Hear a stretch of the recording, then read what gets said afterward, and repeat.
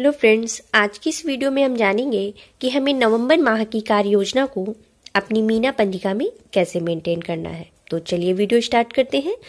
तो सबसे पहले हम देखेंगे कि मिशन शक्ति फेज 3 कार्यक्रम के अंतर्गत हमें जो कार्य योजना दी गई थी अगस्त से दिसंबर तक की, तो उसमें हमें नवंबर माह में क्या क्या कार्य करना है।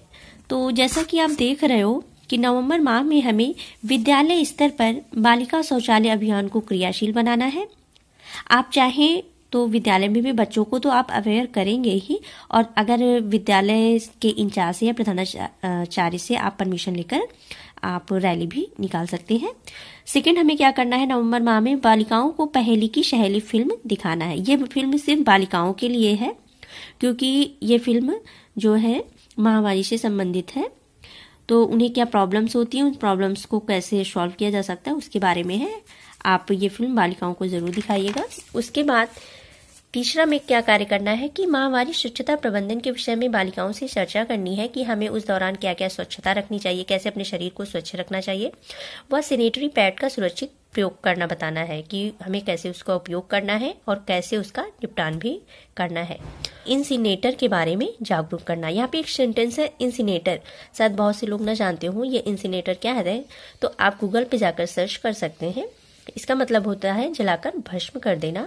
ये एक मशीन होती है जो इलेक्ट्रॉनिक भी होती है और एक आग द्वारा भी होती है, तो उसमें को डाल करके जला दिया जाता है। मेन जो गार्बेज होता है, जो कूड़ा कचरा होता है जिसे हमें जलाकर भस्म करना होता है, उसके लिए हम इंसिनेटर का प्रयोग करते हैं। तो अब हम कैसे इसे अपनी मीना पंजिका में नोट करेंगे, तो चलिए देखते हैं। तो सबसे पहले हम अपने रजिस्टर में हेडिंग डालेंगे नवंबर माह की कार्य योजना। फिर किस किस डेट को सैटरडे पड़ता है। जैसे कि मैंने आपको पहले भी बताया था कि आप चाहे तो पहले से ही पूरे माह की कार्य योजना को लिख सकते हैं कि आपको किस सैटरडे क्या कार्य करना है, या आप हर सैटरडे वाइज भी अपने रजिस्टर को मेंटेन कर सकती हैं।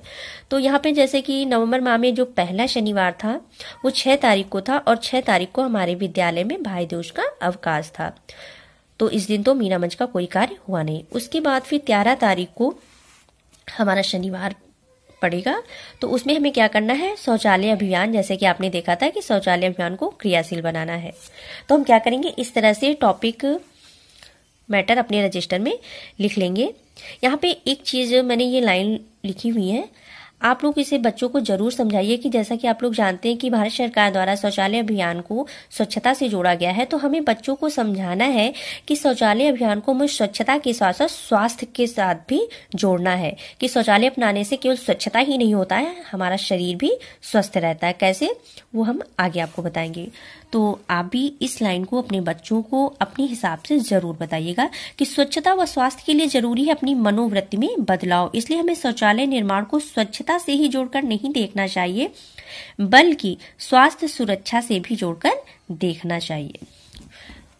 तो अब हम क्या करेंगे, इस तरह से मैटर लिख लेंगे कि आज दिनांक 13/11/2021 दिन शनिवार को हमारे विद्यालय कंपोजिट स्कूल लोदीपुर के प्रांगण में मीना मंच के माध्यम से शौचालय अभियान को क्रियाशील बनाने के लिए विद्यालय के सभी बालक बालिकाओं के साथ निम्न बिंदुओं पर चर्चा की गई। एक चीज ध्यान दीजिएगा कि नवंबर माह में जो ये कार्य है इसमें बालक और बालिकाएं दोनों के लिए है, लेकिन उसके बाद जो पहली की सहेली फिल्म है और जो तीसरा पॉइंट है वो केवल बालिकाओं के लिए है। तो इस दिन सारे बच्चों ने पार्टिसिपेट किया मीना मंच में। तो अब हम क्या करेंगे, हमने जैसे यहाँ पे लिखा हुआ कि निम्न बिंदुओं पर चर्चा की, किन पॉइंट्स में हमने बच्चों से बात की वो हम यहाँ पे लिख लेंगे कि हमें खुले में शौच क्यों नहीं करना चाहिए, खुले में शौच करने से होने वाली बीमारियों जैसे हैजा, टाइफाइड, डायरिया के विषय में जानकारी दी, मल का निस्तारण ठीक तरीके से कैसे किया जा सकता है, स्वच्छ शौचालय की आवश्यकता क्यों है, और शौचालय अपनाने के लाभ। हमने इन बिंदुओं पर बच्चों से चर्चा की और उन्हें बताया भी। फिर लास्ट में यहाँ पे मैंने बच्चों को समझाते हुए बताया था, आपको भी बच्चों को समझाना है कि शौचालय के महत्व को समझाते हुए मैंने बच्चों को बताया कि शौचालय ही वो स्थान है जहां मानव मल का एक ही स्थान पर निपटान संभव है, जिससे पर्यावरण भी साफ सुथरा रहेगा और हम इन बीमारियों से भी बच सकते हैं। तो इस तरह से हमने इस शनिवार को ये कार्य किया, इसको हम इस तरह से मैटर हमने लिख लिया। उसके बाद हमारा जो तीसरा शनिवार है वो हमारा 20 तारीख को पड़ेगा। तो 20 तारीख को आपने जैसे कि देखा था कि उसमें नवंबर माह की कार्य योजना में पहेली की सहेली फिल्म, तो वहाँ हमें बच्चों को पहेली की सहेली फिल्म बालिकाओं को केवल दिखानी है। तो वो मैंने यहाँ पे मैटर लिख लिया है कि बालिकाओं को यूट्यूब के माध्यम से पहेली की सहेली फिल्म दिखाई तथा उन्हें माहवारी के दौरान होने वाली समस्याओं व उनके समाधान के विषय में जानकारी दी। आप भी यूट्यूब पे सर्च कर लीजिए पहेली की सहेली मूवी मीना राजूमंच, तो वो आ जाएगी। आप उसको जरूर देखिए और बालिकाओं को भी जरूर दिखाइए। उसके बाद हमारा चौथा शनिवार हमने क्या कार्य किया, इसमें भी जैसे कि आपने देखा था कि उन्हें सैनिटरी पैड का उपयोग करना और उसके निस्तारण के विषय में बताना था, तो उसको ही हमने यहाँ पे लिख लिया है कि बालिकाओं के साथ माहवारी के दौरान अपनाई जाने वाली स्वच्छता के विषय में चर्चा की व बालिकाओं को माहवारी के दौरान सैनिटरी पैड के सुरक्षित प्रयोग व एक यहाँ पे सबसे इंपॉर्टेंट पॉइंट है कि यूज किए गए सैनिटरी पैड के सही निस्तारण के विषय में जानकारी दी। और वहाँ पे एक शब्द था इंसिनेटर। इंसिनेटर का मतलब होता है जलाकर भस्म कर देना है। ये एक मशीन होती है, इलेक्ट्रॉनिक भी होती है। तो यहाँ पर तो हमारे विद्यालयों में नहीं, बहुत सी विद्यालयों में ये मशीन रखी रहती है जहाँ पे बालिकाएं अपने पैड का निस्तारण कर सकती हैं। तो फ्रेंड्स, आपको मेरा ये वीडियो कैसा लगा मुझे ज़रूर बताएं, और अगर आपको मेरा ये वीडियो पसंद आए तो प्लीज़ एक लाइक ज़रूर करिएगा। Thank you.